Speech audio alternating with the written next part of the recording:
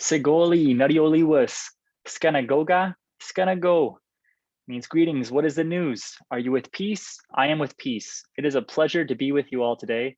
If ain't nobody loves you, Dr. Reed loves you. Laguadio here. He is a good man in Oneida. It is a pleasure to be with each and every one of you as we are here in week 6. One more week until the finish line. It's been phenomenal learning from each and every one of you on Canvas. Your responses have been eye-opening, insightful. You all are professional researchers and scholars and incredible human beings with lived experiences and knowledge that I have learned a great deal from, and I hope you all are learning from each other as well too, and it would seem that way.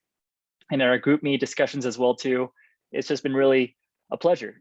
I've been getting a great deal from learning from you all. So I'm a broken record. I say it basically every week, but I really do mean it. And I hope you all are taking care of yourself physically, mentally, emotionally, and spiritually as we're living out this restorative work. If we want to lead with peace, we should be with peace ourselves first and foremost. And with that, it is a pleasure. I'm so excited to be here talking with you all. Thanks for joining me here. Let's start the slideshow, and here we go. We're week 6. I really appreciated people bringing up the use of restorative justice in domestic violent cases, these DV cases as they were talked about in our reading, and really recognizing the emotional harm. It doesn't just have to be physical harm, but this emotional harm as well too, and people recognizing this Navajo, this Dene knowledge being ahead of the curve in many regards of recognizing this emotional harm in domestic violence, and really focusing on healing and less of coercion, of coercing people through the process, but really focusing on healing. And I think that's just a key point, and a point that brought up by others of what would this look like within our own criminal justice system if we were to look at more of healing instead of coercion or punishment, but it's really looking more at healing. There's still accountability, but focus on healing. And then also those hindrances being rage or a lack of accountability how these are still issues where restorative justice will not be able to work if people are not taking accountability for the actions that have happened. So that's an important step there as well. I also want to, as we talked a little bit about the day of mourning, as Thanksgiving is this time, wonderful time of celebration with, for many people, for friends, family, food, giving thanks, and for many people, an unsung history and narrative that many people don't know about, which can seem like the celebration of genocide and the celebration of a destruction of a culture and a people. However, I think it is, it's important to acknowledge, educate, and honor these people and their stories. So one of these people is Squanto of the Patuxet people from the Wampanog. I believe his name, I might mispronounce it here, Tisqauntum. And he was taken as a slave with 20 others. He was lured onto a ship and he was taken in 1614 to Spain. There's not too many details of what is known about Squanto's life or Tisqauntum, but eventually would make his way to England. Eventually he's able to return passage to Patuxet, where he's looking forward to seeing his people, and he goes to see them all decimated and completely wiped out by disease and destruction. So he is the last of his people. The Patuxet are another band of the Wampanog, so he's able to live with these close living other Wampanog band, and this is where he was able to be the translator for the Wampanog and the Pilgrims. It is noted that he was able to teach about how to use the land using different fish for soil or to make soil more fertile, or different things of this nature, corn, beans, and squash. But also this more of a complex history, as it's been known that perhaps Tisqauntum used English for his own benefit. He was a mediator. He would perhaps sometimes say things that would be an advantage for him or putting people against one another. But that being said, just wanted to acknowledge that as well too. So the reason why he knew English to be a translator was because he was taken as a slave in the first place. As we transition to this week 6, there's this idea of having circles before you need them. And it's a phrase we use a lot. I know particularly as a restorative justice, as a practitioner, when I'm used as a consultant to go into different communities, it's a phrase that you'll be hearing a lot, particularly for that tier 1 community building of having those circles then, which then will help you go into tier 2 building, which is when there's been a harm and there's harms and needs and recommendations for going forward, or a reentry circle at the top. But by having a strong community, by having circles before you need them, you can really do a great deal of good for peacekeeping, harmony, presence of community. One example, I have the privilege and honor of working with the school, the Salmon River Central School. They're located right near the border of Canada and upstate New York, and also near the Mohawk or Akwesasne people. And for For the Mohawk people, this is one of the largest public schools attended by Mohawk and other indigenous tribes as well too, but they were part of the Haudenosaunee, which is also the word for people of the Longhouse, also known as what the Iroquois called, which was the French, was the French word is Iroquois, but the Haudenosaunee word for ourselves is people of the Longhouse. But at Salmon River, 66% of the student body is indigenous, primarily from the Mohawk Nation. And when I go on to this nation, a lot of it, when I'm using Oneida as a language as well too, and it's using these, it's using different, as the Oneida and Mohawk have some similar languages, but it's also more so going back to the roots of peacemaking for Haudenosaunee people. In 1142, the 5 once warring tribes, as you all learned about, I believe in week 2, they came together through peacemaking, through what would be referred to as restorative justice and talking circles.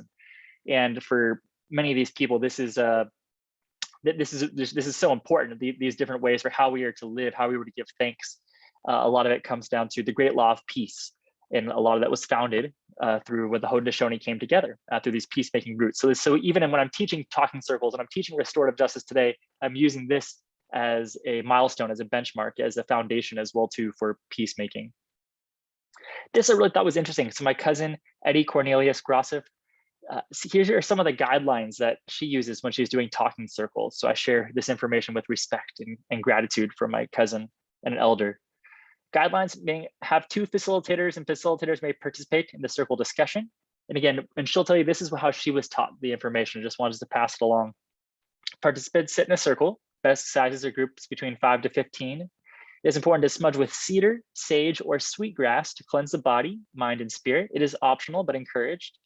Opening prayer, may ask an elder or facilitator may pray.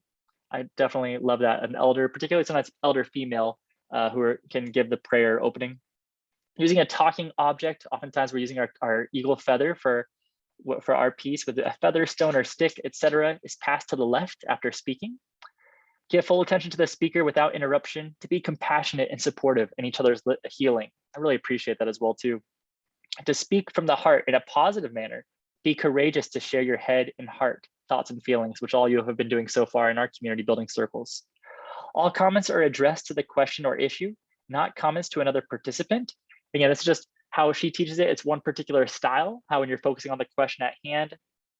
Listen in a non-judgmental way, no negative comments towards self or others. I love that. No negative comments towards yourself. So whenever I say, think like you love yourself, this is where it's connected to as well too. So no negative comments towards yourself or others. Make everyone feel invited to respond, but passing is acceptable. So in the words of Drake, a wise man once said nothing at all, but I like to think sometimes you can just sit and listen to others and witness people. There's a lot of wisdom in that as well too. No judgmental comments by facilitator, such as good comments, but may ask for clarification. This is a tough one for me as well too. Whenever I'm trying to keep harmony or be a peacekeeper, they say one of these ideas is just to listen and hold the space. So you're trying not to affirm or deny or people's things they're saying, but really just to hold the space to listen. Again, this is one perspective of how talking circles are done from one of my cousins who's passed on the knowledge to me.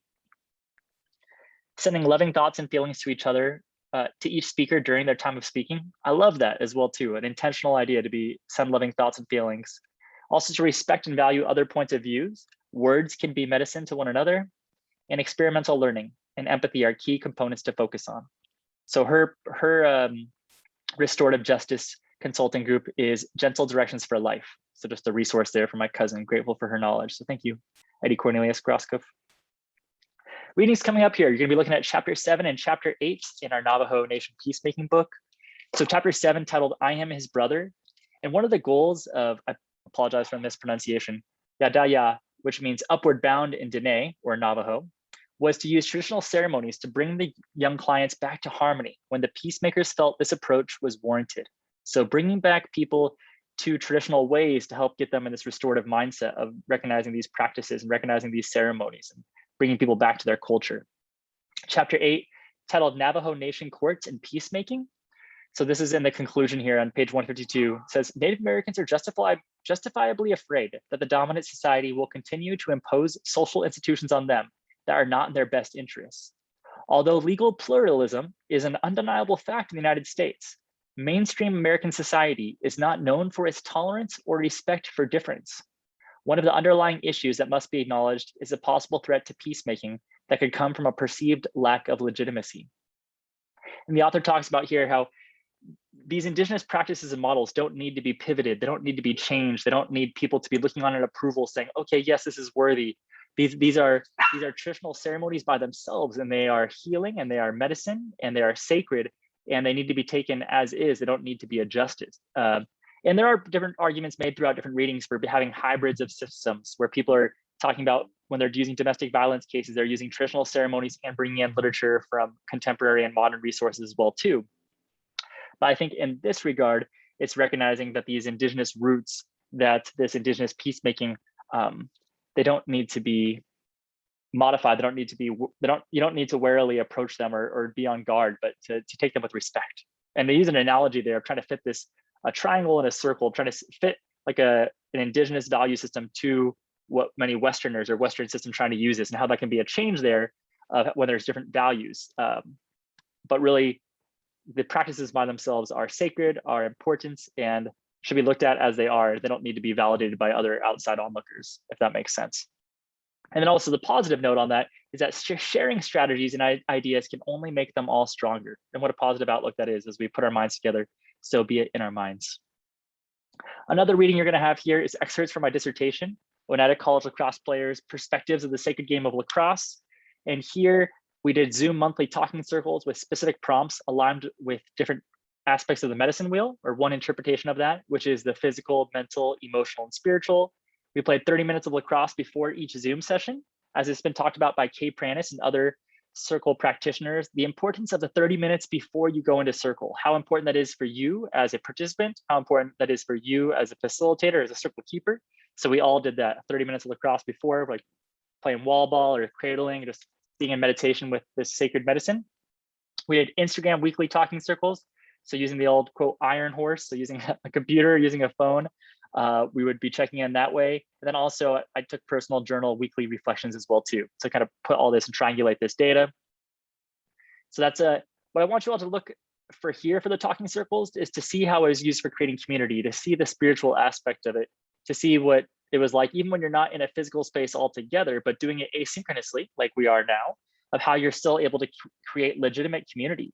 And one of the ways I did this was sending out as well too, these are miniature, it's a miniature wooden lacrosse stick by stick maker and artisan Dana Isaac, an Oneida artist. It lives in Oneida, Wisconsin. And also here is the purple is Oneida grown sage, which is to use to ward off negativity.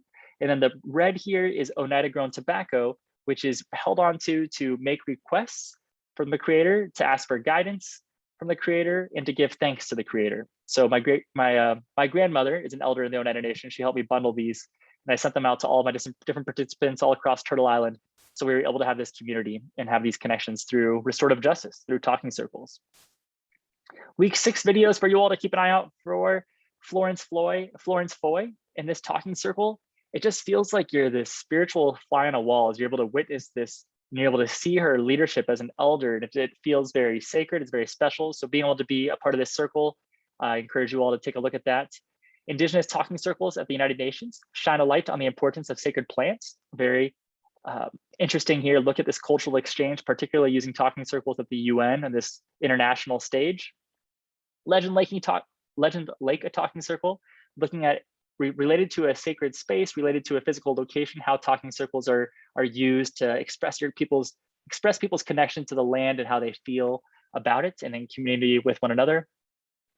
Sacramento Native American Health Center Diabetes Talking Circle, looking at how talking circles can be used in different avenues, particularly with health, the physical aspect, and how people are able to use talking circles as an avenue for medicine, as in a way for treatment, as one aspect of treatment.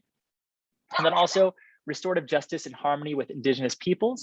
An interesting look here as well of the power of restorative justice, particularly with our connection to nature. And this one is has subtitles, but hopefully you all can follow along with that as well too.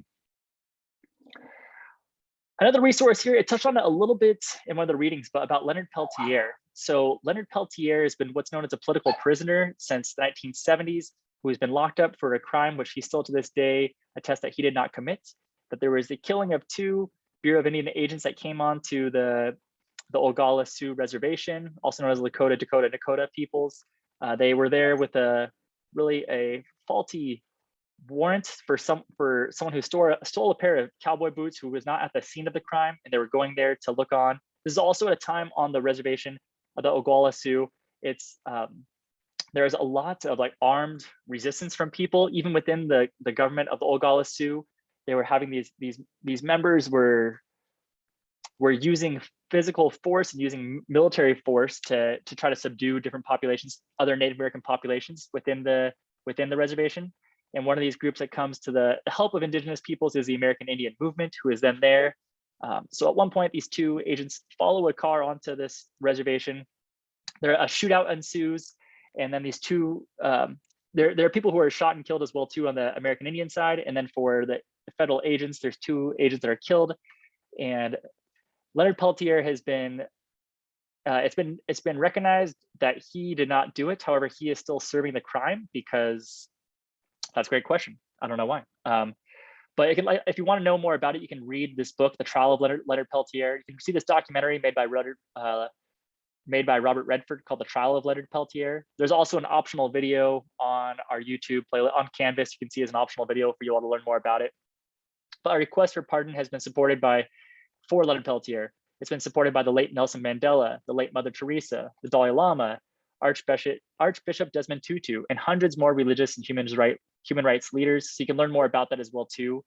And I think certainly right now, President Biden has the opportunity to free Leonard Peltier if he so desired. But I know a lot of people thought that maybe Obama would, and that after him not, people thought maybe Trump might, and then people think that perhaps Biden might. So he has been in there since the 1970s. His age and his health is definitely an issue, but it's one as we're talking about restorative justice, as someone who's been noted as a political prisoner, of what would that look like for healing for people if there was to be kind of some kind of healing, if there was to be some kind of circle that was set up for people to witness.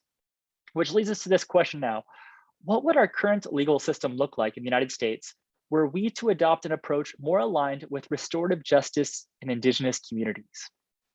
So I think Randall and others have talked about this spectrum, that this continuum of perhaps a non-restorative side to a more restorative side, and how different systems can fall within that. And what would it be like in our system if we were to have, when we're having these major court cases and people are witnessing it on TV, if these, instead of people pleading not guilty, or instead of people taking no accountability, no responsibility, to diminish responsibility, to cause more pain, what if people were to accept responsibility, to ask for forgiveness, to take ownership for this, and to be able to look people in the eye? And if we, as the United States, as people, as onlookers in the media, if we were there from the outside witnessing as a circle as well too, as part of the community members, what would that look like if we were to be more healing than we were more punishing? And if we were to be in more community instead of more in isolation with our criminal justice system? So questions for us to ponder, and I believe this is going to be our question this week as well too for our talking circle. So looking forward to hearing your responses on that as well. Another point as well too, we talked about it a little bit last week, but looking at restorative justice, what that would look like in terms of people's connection to the land as Indigenous people. This land is so key to identity. One piece of legislation I'm putting forward is co-stewardship of all state and national parks with Indigenous tribal nations from local areas.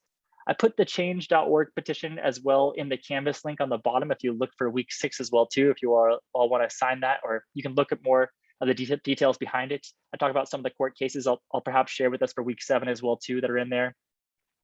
But this is a resource for you all to check out, and I would encourage you all to share your support if you all believe this is a good idea, or tell your friends or others.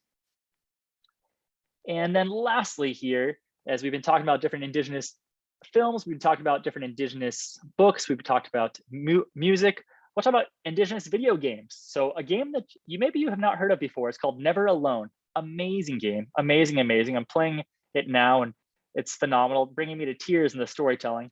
It's by Upper One Games, which is the first Indigenous owned video game development company. So when we talk about restorative justice, how important it is for people to be able to tell their own stories. And with this game here, it's put together by Indigenous people in Alaska, Inuit people, and from the specific tribe of the Inupiaq tribe. And it's put together by 40 different elders who come together to share traditional stories. And you are playing as this young Inupiaq girl and their pet Arctic fox as you're going across this landscape. And it's very meditative, and it's spiritual, and it's deep, and it is profound. And I've never played a game like it before in my life. So if you're curious about it, it's available on smart devices, on PlayStation Store and other outlets as well too. But really just the power of people being able to tell their own story. And the whole game is narrated by an Inupiaq elder. Phenomenal. I would highly encourage it. If you don't like video games, I would still encourage it. If you like it, it's a must-have. Another game, Maluka, came out in 2018, and you're playing here as an indigenous person from Mexico. And what's really interesting with that as well too is the action behind that, the restoration as well too, is using this platform of a video game and how portions of the earnings are donated to the strengthening of the culture and the preservation of the Sierra Tarahumara. And I apologize for the mispronunciation there, if I did. But really powerful of just being able to see how video games can be a way for indigenous people to take back their stories in this art form that's I think been just even more recently taken as more of a legitimate art form. I think still people, maybe they're still questioning it, but if you're questioning whether it is, I would encourage you to check these games out and let me know after that what you think. So with that, that is our week for week 6. Yawanko, thank you, and Oneida. I hope you are taking care of yourself, like I said, physically, mentally, emotionally, and spiritually, as you are a human being who is worthy of love. You are a legend, you are a superstar, you are a rock star, you got this. And let's finish out together as we put our minds together with this week 6 and week 7. So Yawanko, Ganalunkwa, and Nugiwa. It means thank you. Until next time, and I love you. So take care, team. Thanks, everybody. Yawanko.